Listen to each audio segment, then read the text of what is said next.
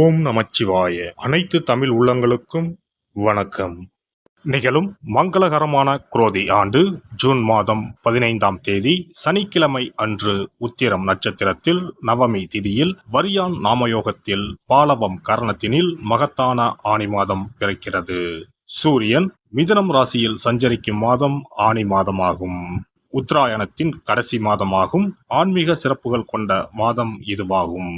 இம்மாத கிரகநிலைகள் என எடுத்துக்கொண்டால் மேச ராசியில் செவ்வாய் பகவான் ஆட்சி பலத்துடன் உள்ளார். ரிஷப ராசியில் குரு பகவானும், மிதுன ராசியில் சூரிய பகவானும், சுக்கிர பகவானும், புதன் பகவானும் இணைந்துள்ளனர். கன்னி ராசியில் கேது பகவானும், கும்பராசியில் சனி பகவானும், மீன ராசியில் ராகு பகவானும் உள்ளனர். இம்மாத கிரக பயிற்சி என பார்த்தால் ஆனி மாதம் 15ஆம் தேதி மிதுன ராசியில் ஆட்சி பலம் பெற்ற புதன் பகவான் கடகராசிக்கு பயிற்சியாகிறார். ஆனி மாதம் 16ஆம் தேதி சனி பகவான் வக்கர பயிற்சி அடைகின்றார். ஆனி மாதம் 23ஆம் தேதி சுக்கிர பகவான் கடகராசிக்கும், ஆனி மாதம் 28ஆம் தேதி செவ்வாய் பகவான் மேசராசியில் இருந்து ரிஷபராசிக்கும் பயிற்சி அடைகின்றனர்.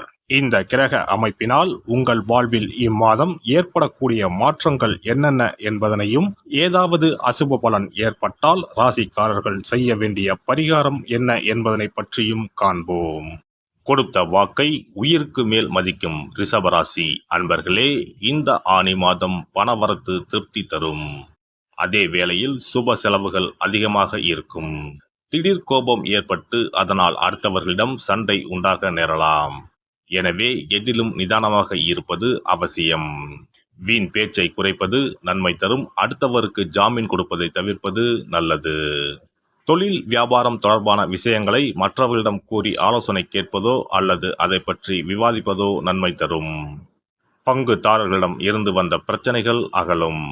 உத்தியோகத்தில் இருப்பவர்கள் அலுவலகம் சம்பந்தப்பட்ட விஷயங்களை மற்றவர்களிடம் கூறாமல் இருப்பது நன்மை தரும். மேல் அதிகாரிகளிடம் வாக்குவாதத்தை தவிர்ப்பது நல்லது. குடும்பத்தில் இருப்பவர்களது நடவடிக்கைகள் உங்களுக்கு கோபத்தை தூண்டும்படியாக இருக்கலாம். நிதானத்தை கடைபிடிப்பது வீண் பிரச்சனை ஏற்படாமல் தடுக்கும். வாழ்க்கை துணை ஒருவரை ஒருவர் அனுசரித்து செல்வது நன்மை தரும்.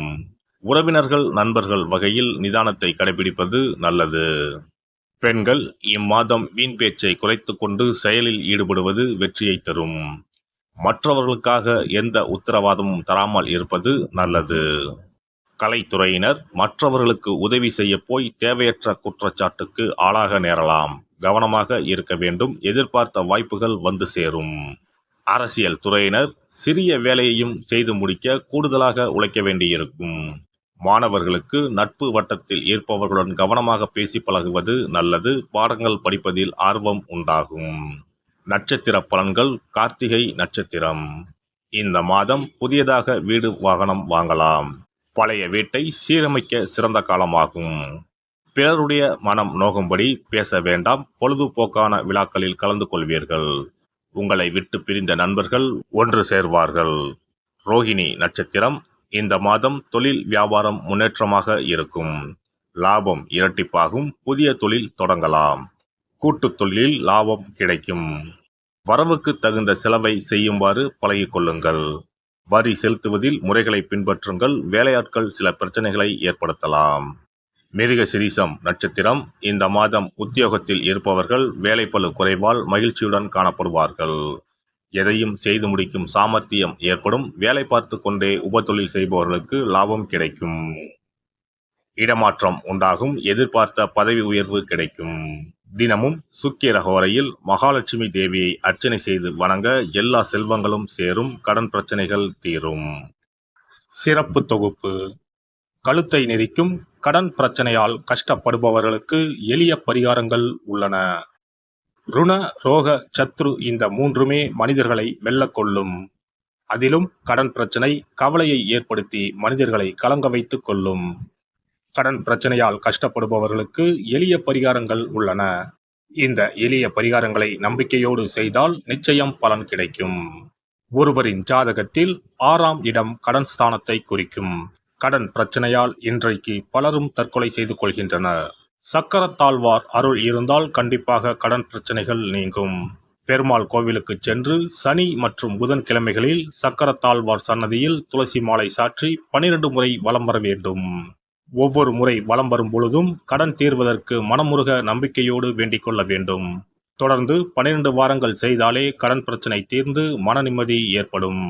மேசராசியில் பிறந்தவர்கள் தயிரை கொண்டு இனிப்பு பலகாரம் செய்து ஒவ்வொரு வெள்ளிக்கிழமையும் மாலை வேளையில் பசுவுக்கு கொடுத்து வர கடன் பிரச்சனைகள் தீரும். விருச்சிக ராசியில் பிறந்தவர்கள் ஞாயிற்றுக்கிழமை அன்று லட்சுமி நரசிம்மருக்கு காய்ச்சிய பசும்பால் அல்லது பானகத்தை பிரசாதமாக வைக்க வேண்டும். 48 நாட்கள் இந்த பூஜையை செய்தால் கடன் தொல்லையில் இருந்து விடுபடலாம். ரிஷபராசியில் பிறந்தவர்கள் ஜவ்வரிசி கொண்டு இனிப்பு தயாரித்து அதை வெள்ளிக்கிழமையன்று பசுவிற்கு மாலை வேளையில் கொடுத்து வர கடன்கள் அடைந்து சுகம் பெறலாம். துலாம் ராசிக்காரர்கள் பசும்பாலை சுக்கிர ஓலையில் வில்வ மரத்திற்கு ஊற்றவும். 24 வெள்ளிக்கிழமை செய்திட நிச்சயமாக கடன் தீரும். வெள்ளிக்கிழமையில் அரச மரத்தடி விநாயகருக்கு அகலில் 11 தீபமும் 11 முறை வலம் வந்தும் வழிபட்டால் கடன் தீரும். மிதுன ராசிக்காரர்கள் தினசரி சிறிது தயிர் சேர்த்து குளித்து வரவும். கடன்கள் நீங்கும். மாலை வேளையில் சூரிய தரிசனம் அஸ்தமனத்துக்கு முன் செய்து வரவும். கன்னி ராசிக்காரர்கள் சனிக்கிழமைகளில் உளுந்து வடை தானம் செய்யவும். அதை நீங்கள் உண்ணக்கூடாது. மேலும் துளசிக்கு தினசரி நீர் வார்த்து ஒரு மண் அகலில் நல்லெண்ணெய் விளக்கேற்றி வைக்க ருண நிவாரணம் பெறலாம். கடகராசிக்காரர்கள் ஒவ்வொரு ஞாயிறும் சிறிது வெள்ளக்கட்டியை ஓடும் நீரில் விடவும். கடன்கள் வெள்ளம் போல கரைந்துவிடும். சிம்ம ராசியில் பிறந்தவர்கள் ஒவ்வொரு சனிக்கிழமையும் அரச மரத்தடியில் மண் அகலில் நல்லெண்ணெய் ஊற்றி கருப்பு திரி கொண்டு 8 விளக்குகள் ஏற்றி வர கடன்கள் அழிய வழி பிறக்கும். மகர ராசிக்காரர்கள் சனிக்கிழமைகளில் எள்ளுருண்டை செய்து பலருக்கு தானமாய் கொடுத்து வர கடன் தொல்லைகள் நீங்கும். கும்பராசிக்காரர்கள் வியாழன் மாலை 6 மணிக்கு குங்குமப்பூ சேர்த்த பாதாம் கீர் செய்து மகா விஷ்ணுவுக்கு நிவேதனம் செய்து முதலில் தான் அறிந்துவிட்டு பின்பு மற்றவருக்கும் தானமாய் கொடுத்து வர கடன்கள் மலமளவென அடைபடும். தனுசு ராசிக்காரர்கள் செவ்வாய்க்கிழமைகளில் ஆலய பணிகளுக்கு செங்கல்கள் முடிந்த அளவு வாங்கி கொடுக்க கடன்கள் அடைந்து நிம்மதி பெறலாம். மீன ராசிக்காரர்கள் செவ்வாய்க்கிழமை அன்று மதியமோ இரவோ நோயாளிகளுக்கு சப்பாத்தியை தானமாக கொடுத்து வர கடன்கள் வேகமாக அடைய ஆரம்பிக்கும். குறைந்தது 9 சப்பாத்திகள் கொடுப்பது நல்லது. செவ்வாய் பகவானை மனதார நினைத்துக் கொள்வது நலம் தரும். பௌர்ணமி நாளில் குலதெய்வத்திற்கு படையலிட்டு வழிபடுவது சிறப்பு. குலதெய்வ படம் இல்லாதவர்களும் குலதெய்வம் பற்றி தெரியாதவர்களும் 5 முக குத்து விளக்கை பூஜை அறையில் ஏற்றி வைத்து படையல் போட்டு கற்பூர ஆரத்தி காட்டி கடன் பிரச்சனை நீங்க மனதார வேண்டிக் கொள்ளலாம். இவ்வாறாக 9 பௌர்ணமிகள் விடாமல் இந்த பரிகாரம் செய்ய கடன் தொல்லைகள் எளிதாக தீர்ந்துவிடும். கடன் தீர்வதற்கான வழிகளும் கிடைக்கும். இந்த பரிகாரத்தை அனைத்து ராசிக்காரர்களும் செய்யலாம். எல்லாம் வல்ல இறையருளால் நீங்களும் உங்கள் அன்பு குடும்பமும் உடல் நலம், நீலாயுள், நிறை செல்வம், உயர் புகழ், மெய்ஞானம் ஓங்கி வாழ்க வளமுடன்.